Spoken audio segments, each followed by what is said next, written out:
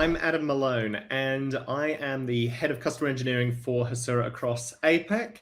And I'll be talking today about transcending microservice hell in search of supergraph nirvana. So anyone who's come to this talk expecting us to be discussing the music of Kurt Cobain and Nirvana, so sorry to disappoint you. This is all about supergraphs.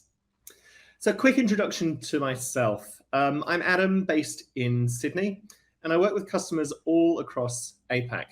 Now, customer engineering is something that a lot of organizations are starting to adopt when bringing in new technology. And the main reason that I work as a customer engineer is to help customers adopt new technology, in this case, adopting supergraph technology, adopting 𝗬𝗂, especially as they're looking at different architectural patterns.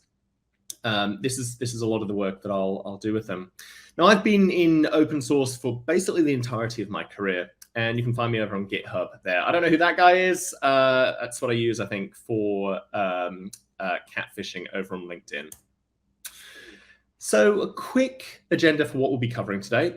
We'll do a little bit of a trip through time and understand kind of how we got to where we got to today architecturally. A dive into what supergraphs are and why it's really, really important to care about composability. And then I'll run through a brief demonstration.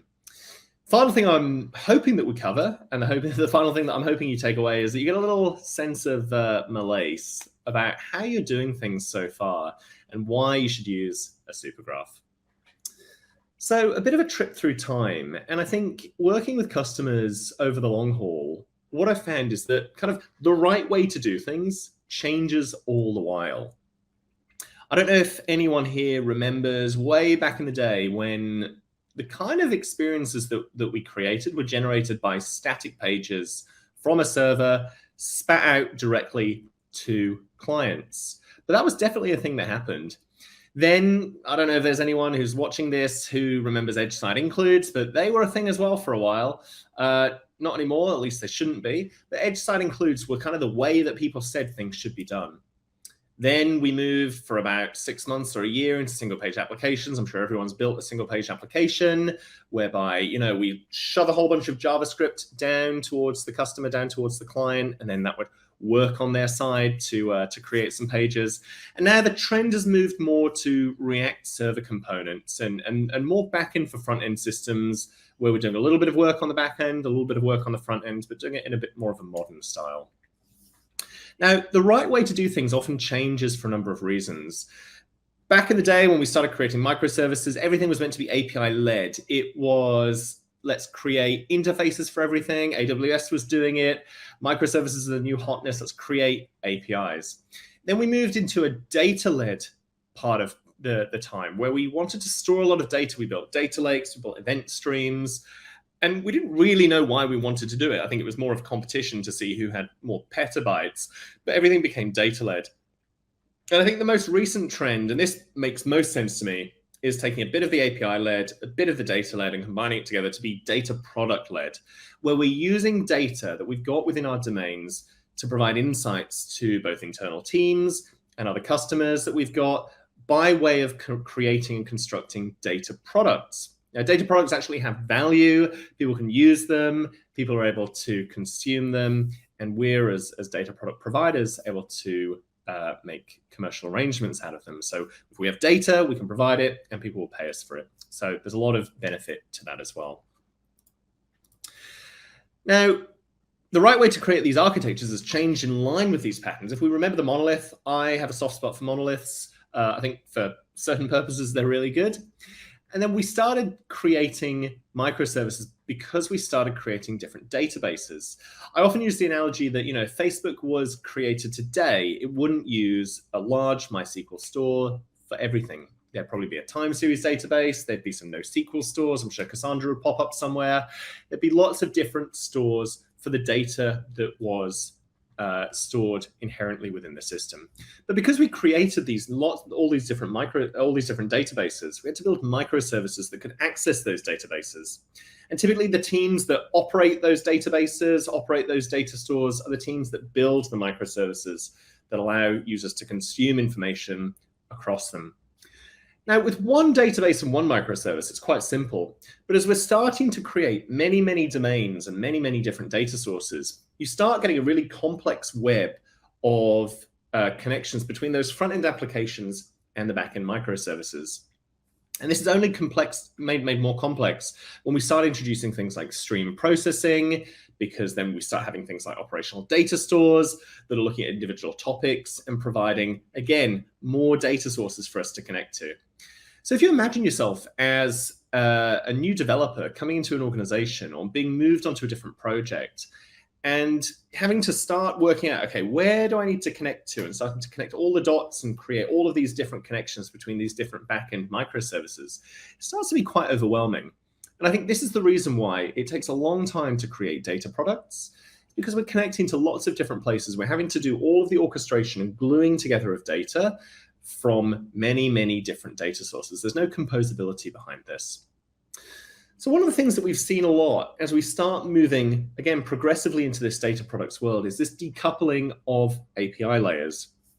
This decoupling of the backend API, and this backend API is kind of the secure place that is the keys to the kingdom, the keys to the data, and the front-end API that conversely needs to move really, really quickly in order to meet customer demand.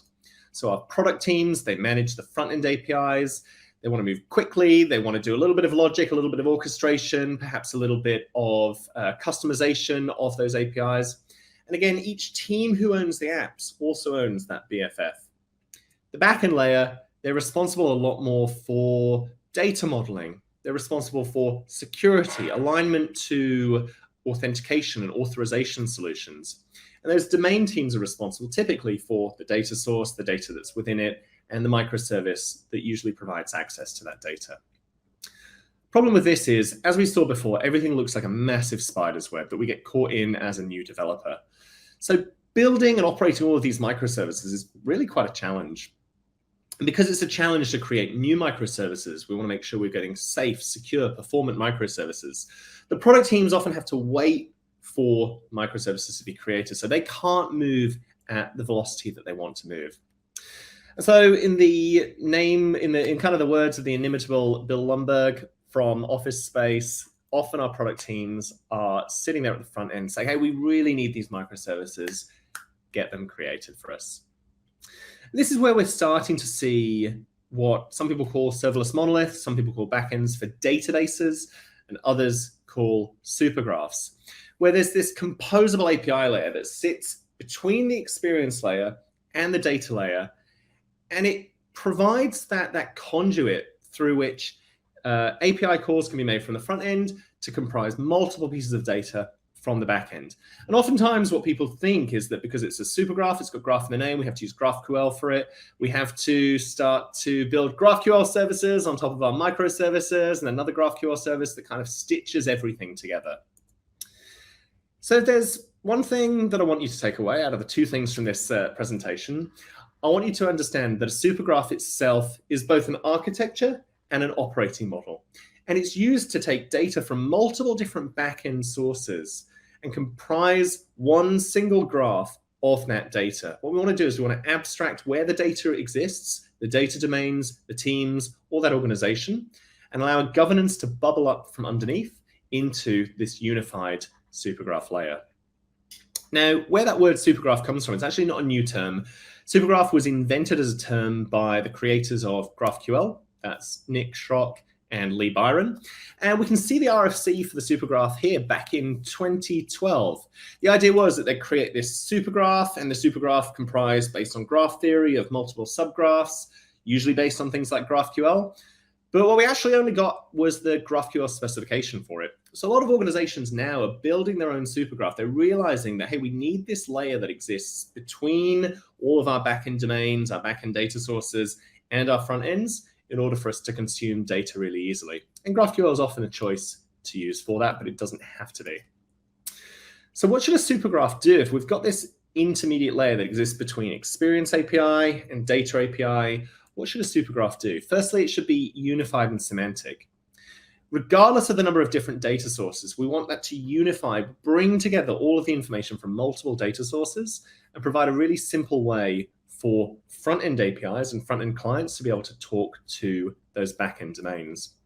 It needs to be composable. We need to be able to make one API call to the supergraph and have that information brought together from multiple different sources in one go. We don't want to have to deal with that n+1 problem. We don't want to have to deal with multiple different API calls. We want to make one API call and have all of that information retrieved for us in one go.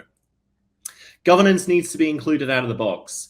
Obviously, we want governance at the supergraph layer, but that governance is bubbled up from those underneath layers as well. Different domains have different authorization rules. There's different privacy. There's different PII information or PII that exists within those domains.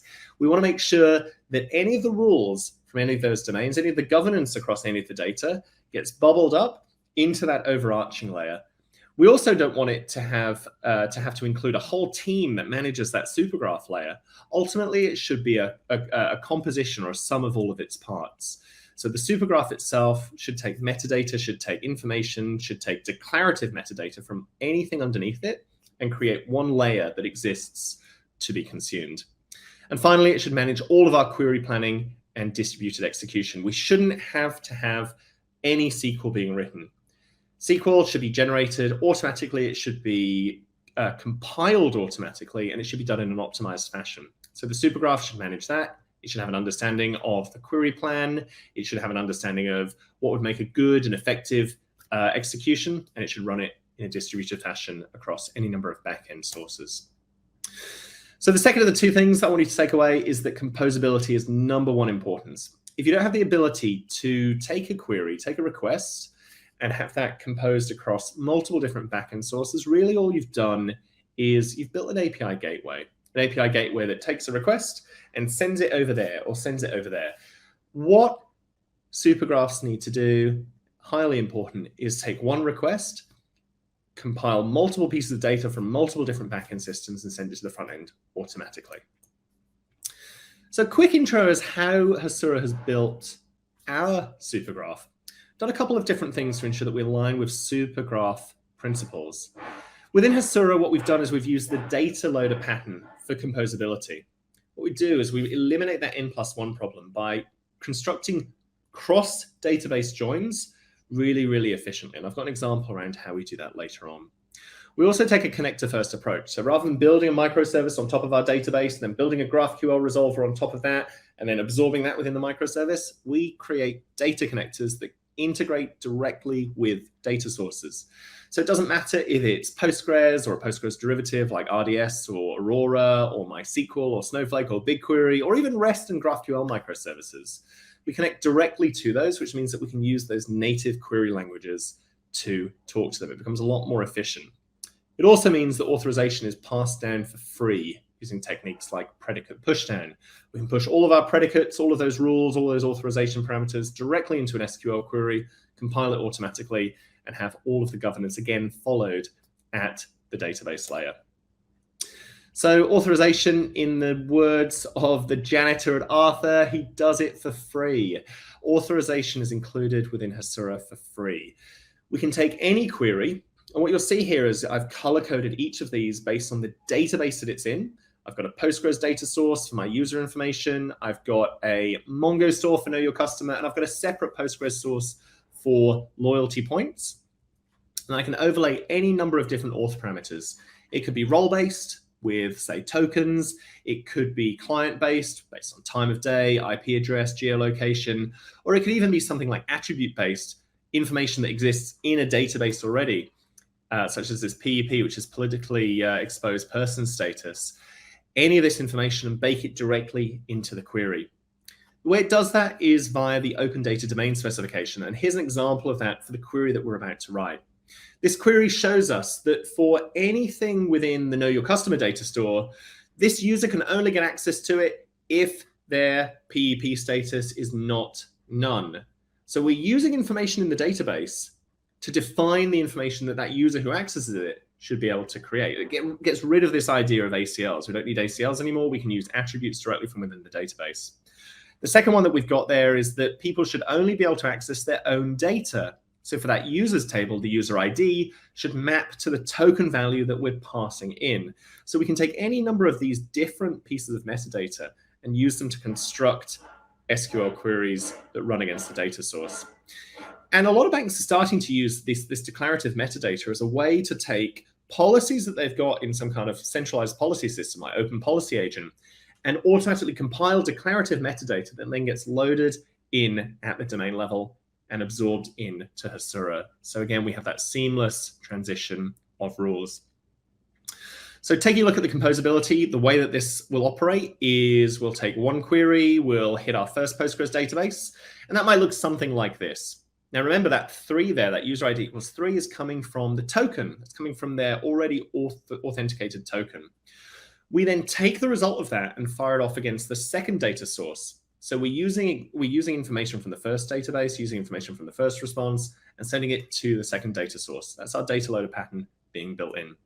And then we're taking our second query, our second response, and we're building that in with those attributes from the table into our Mongo source. So let's have a little look at how that works in real life.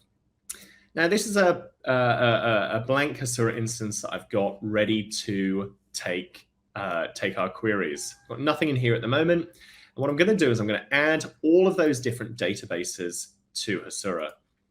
I'm going to add in an accounts database. And this is our first Postgres database. And you can see that as soon as I add this database, 𝗬𝗲 is tracking this information. And it's going to be, and we're going to be able to create these semantic relationships between different data objects within 𝗬𝗲. So you can see it knows that my accounts are related to credit cards. It knows users have accounts. It knows accounts have users. And by tracking all of that information, that allows me then to create that API instantly on top of all of the data that exists within the API. So taking a look at the API, now I've got information in here. I can start to query that information. I can have a look at all the users and the names and the IDs in my users data store really, really quickly. Now, where authorization kicks in is when I start to pass tokens to 𝗬𝗲. The token that you'll see here is JSON Web Token, and you'll see that I've got a couple of different authorization parameters. These have been passed to me by the token, and I can say, hey, my user ID here is number 3. So when we start thinking about creating that authorization rule, if I add the token in and run that again, I only get access to information that I should have access to. From a front-end perspective, we've asked for the ID, the name, and the tax file number of that user. But what 𝗬𝗲 has done in terms of creating the query that runs against the data source is it's taken this query and it's added in a where clause. It said where this user is user number 3. And that's really, really important. We want to make sure that we've only got access to information from that user. So what I'm then going to do is I'm then going to start adding in a couple of different databases. Let's go back here. Let me add in my loyalty data store. There's my loyalty data store, and I'll connect that up. And I'll also go ahead and connect up my Mongo data store as well. So I've got Mongo data store. There's my connection information. Connect that up. And now what I can do is I can start constructing a fully composable API across all of those different databases. Those 3 databases, I can take the query that's run, and I'll copy that in from over here. This is the query that we get. We're looking for users, know your customer, and points balance. Hop back over to my API. And if we take a look at the API, what you'll be able to see, we've got that authorization parameter built in.